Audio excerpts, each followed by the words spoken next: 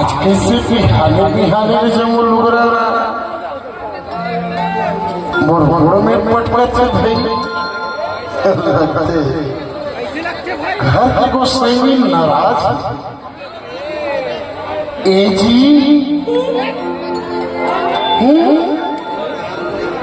लगते बने नाराज ए जी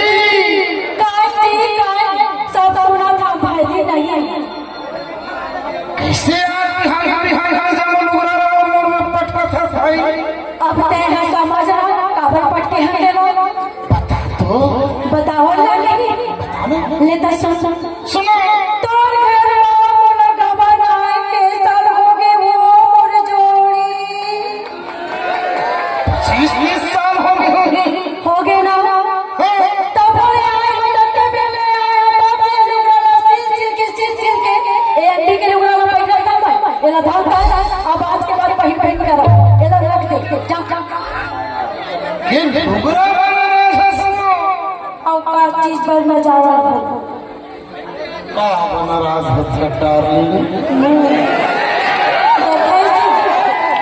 मोर पारी ले उसने वो ठियाके अरे नाराज हो गया भाई कबड्डी को हमार दिन है अरे से कहे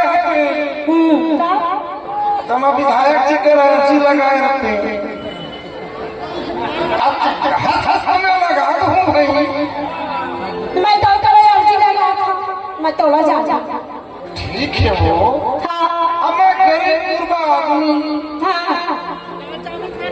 एक तो कोरोना काल में भी प्रोग्राम करो नहीं लगा करी हाँ तब विधायक जी के मैं अर्जी लगा दूं अब वो जनसंपर्क राशि मैंने बांटे 5,000 10,000 अब दोनों बने कई बार थे 25,000 गलो तो मैं अर्जी लगा रहा हूँ ठीक है बता अब आज बिरसा मुंडा भगवान की जयंती घलो है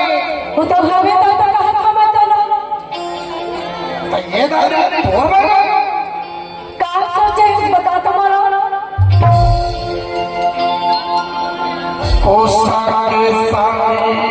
पहिरा हो तो